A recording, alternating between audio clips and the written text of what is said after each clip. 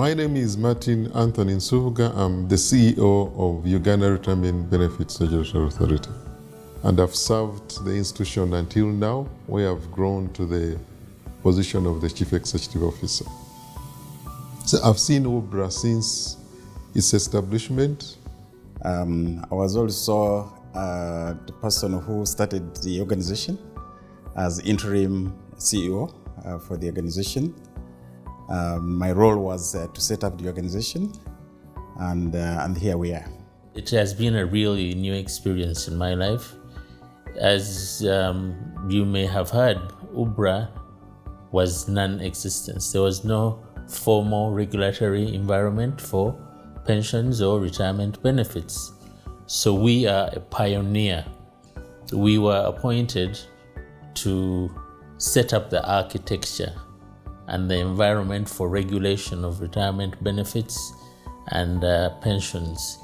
So the Ministry of Finance, because I was the technical person really handling all these reforms, they asked me to come and set up this institution, which is the Retirement Benefits Regulatory Authority. So I was requested to start as interim Chief Executive Officer, which I did from the year 2012 to early 2015.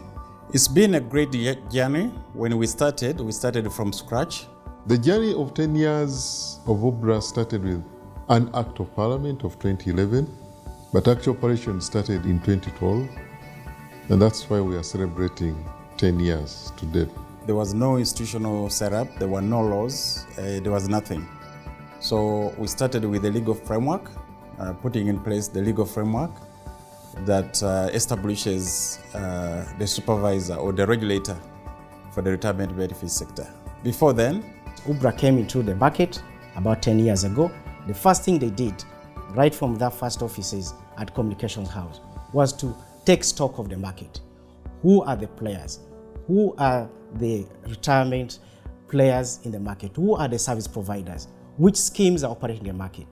Service to note that there was already something happening in the market, even before URBRA came to play. And because of that, there were Ponzi schemes, there were frauds and all those kind of things. There was no trust in the sector. So our primary objective was to build a system that would instill confidence in the general public. I believe the journey has been very successful. We have a footprint now in the community, and that footprint is best exemplified by the growth of the pensions sector. As when we were appointed, the pension sector savings were less than 5 trillion. Today they're approaching 20 trillion. A number of proposals were carried to Parliament, and the biggest one was to actually put in place a sector regulator. My role as a Member of Parliament when I came in 2001 was to make legislation. And one of the laws we have made is the URBRA Act, which basically came in to assist how to regulate the retirement pension funds, which were missing in this country. I'm proud that now we have over 19 trillion shillings in the pension fund. That's a very good contributor to national development. And in the future, I'm sure this money we shall not go to borrow. We shall use this money of the pension fund to really develop our country. You'd appreciate that this is not a small contribution for a sector that was not regulated. But overall, it was part of the global reforms that we are seeing in other countries in the pension sector. To me, that's a plus for the authority. And you can imagine in a very short time, in less than 10 years, we have over 19 trillion. It believes that within the next 5 years, we should be over 40 trillion. To me, that is a plus for URBRA and a surety for the people of Uganda who save with these different schemes, knowing that somebody is there making sure that my money that I put in any scheme is safe, is protected. So one of the main objectives was to safeguard the interests of the members. Now, what this means is that the moment members' interests are safeguarded, their rights are protected, it then boils down to growth of the sector. Now, what we've seen in the last 10 years is that the sector, the assets under management have more than tripled. So within a span of 10 years, we're seeing a lot of efficiency in terms of members are able to get their benefits, they're able to access more information about their schemes. More importantly is the professionalism that has been injected in the sector. There has been a deliberate effort to build trust because the foundation is strong, it can be trusted. And again, the investment structures are very solid, so which means they encourage the growth of the market, the growth of the portfolio, and also provide the positive returns that we see to date. The last one that is significant, which I've seen URBRA doing, is promoting transparency. So to a member, that information creates trust within the member because you are saying, there's nothing I'm hiding. This is how we run the scheme in the year. There were 13 meetings, and this member of the board, out of 13, he attended 3. In the saving schemes, there was no trust, there was no confidence, there was a lot of risk. Even the savers could not know how much their contributions were. Okay? In other words, everything was in a disarray without any regulator. I think as well, looking generally at the business environment, you rarely now see complaints of people stating that the funds that they thought they had in their names have disappeared or have been paid to the wrong person. And all this is just because of the supervisory role that URBRA has brought in, which has been pivotal in making us run a world-class pension sector in Uganda. There are 3 parts to any pension system. There's the contributions or collections of pensions, there is the management of the pensions or the investment of these pension savings, and then there's the payment of these pension savings, either through a lump sum or through monthly payments. We have had a shared responsibility with URBRA for the past 10 years in the aspect of management of the savings through investments because many of the fund managers whom we license are also licensed by URBRA. Although URBRA focuses a lot more on the pensions, the retirement savings that they manage. So we have done this role together, we've had this shared role. The synergies we have drawn from this partnership have been very beneficial, and we look forward to continuing to work together with URBRA in the future. We see growth in number of schemes in this market. Today we are talking of 65 schemes. In the past we are talking of 3 schemes that were established by an Act of Parliament. That is the Public Service Pension Scheme, the Parliamentary Pension Scheme, and the NSSF. All of them established by an Act of Parliament. More importantly is to say that the journey that URBRA has walked over the 10 years have been challenging, but also refreshing, in a sense that they came into a virgin market. There was no regulator before them, especially in the pension sector. So what they started with was commendable. Let's do a stock taking. Let's understand the market. Who is doing what in the market? So I think that phase helped URBRA create the visibility, create identity for the first 3-4 years. Over the years, they've also been able to do publicity to kind of show the market, show the public that this is what we do, and especially as you plan for your retirement. At least for the last 10 years, we've not had any corruption, loss of members' funds. We've also not had any poor investments because investments are all known, structured, in particular known asset classes that provide a very good return to the member. And actually in this period in time, that's when the sector has witnessed high returns to the members, double-digit returns for the last 5 years or thereabout. So, in my opinion, that is trust from the general public that we are doing the right thing, and we hope that we continue to do that. In the next 10 years, what I would like to really see going forward is the spread of coverage, because the pension sector as it is now is really in the formal sector. And when you look at the working population of Uganda, if you even put it at around 20 to 25 million, the working population, not even 3 million are covered by pensions. I think my main message to URBRA is, first of all, to thank the CEO, Mr. Martin Nsubuga, and his team for supporting the pension reforms that have taken place so far, but also to remind the team that there's still some work to be done. It's not over. There's still some reforms that need to be done, particularly in the area of limiting access to long-term savings. So Martin and team, please don't rest. There's still some more work to be done to grow the domestic savings base of this country.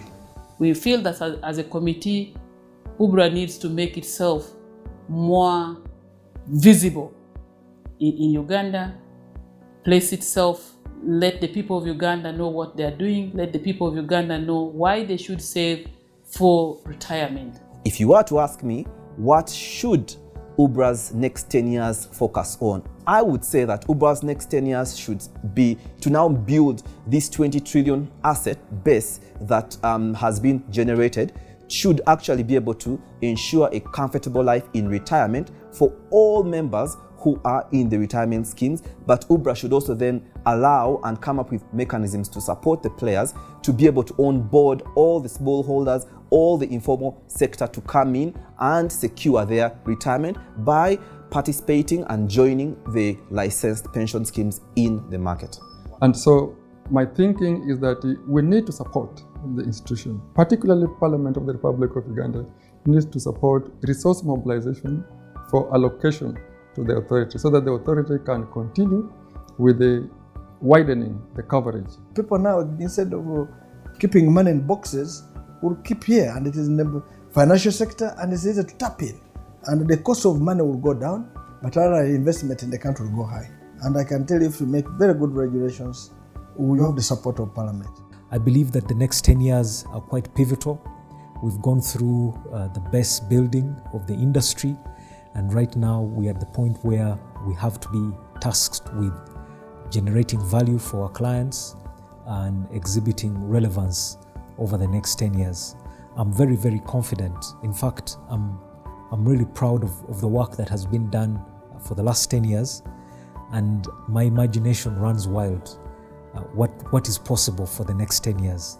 And the other key achievement that or work in progress that URBRA is trying to do, which I again encourage different stakeholders in this sector, particularly Parliament, to support URBRA, is the coming up with a national micro-pension scheme.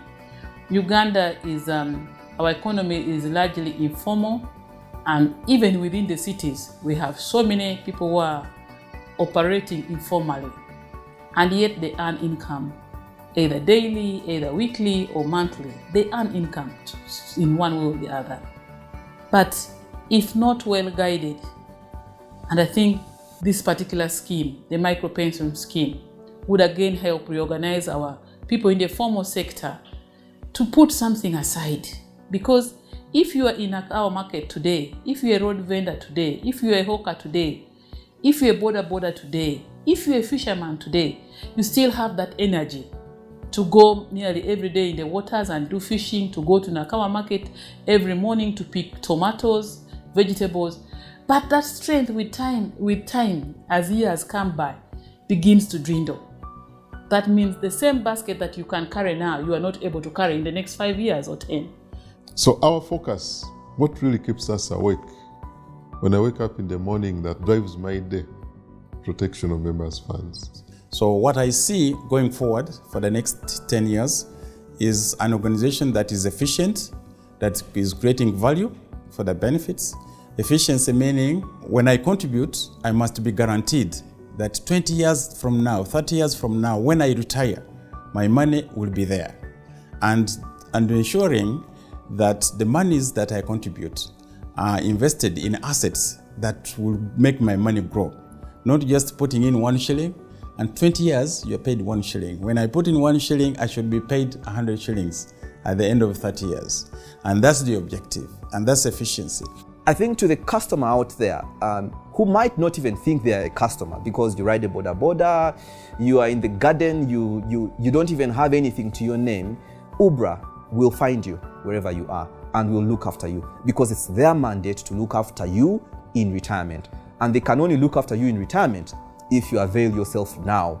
And all they want to do for you is to make sure that when you hang up your boots, when I hang up this jacket in retirement, URBRA wants me to live a fulfilled life, a life bereft of poverty, a life of joy and happiness. and URBRA works with people and different entities to deliver that. As service providers, I think we'd want to say congratulations again, URBRA. We feel the heat sometimes, but we are ready for the task. As we celebrate, let's also remember that there are those who are not yet part of the saving culture, and we find ways of bringing them forward. I wish you a happy celebration. As we celebrate 10 years of service protecting retirement benefits in this country, allow me to thank the Board of Directors of Uganda Retirement Benefits Regulatory Authority. You have been very instrumental and very focused. Allow me also to thank the staff and management of URBRA. You have supported the cause. Allow me also to thank my predecessors, the first interim CEO, Mr. Moses Bekavyo, the Chief Executive Officer, my immediate predecessor, Mr. Bonyi David Nyakundi, the government of Uganda who have supported us, providing us with all the resources that we need from the day URBRA started up to now, the regulated entities, the stakeholders, the fund managers, the custodians, the administrators. Without you, we would not be talking of structures of governance in this market. And of course, the members who are saving, who have trusted us, who have continuously saved with the different schemes. Allow me to assure you that as we deliberate on this direction for the next years of service, at URBRA, we shall continue to protect your retirement benefits. May God bless you. May God bless your families. May God bless our country, Uganda. Let us celebrate as we thank God.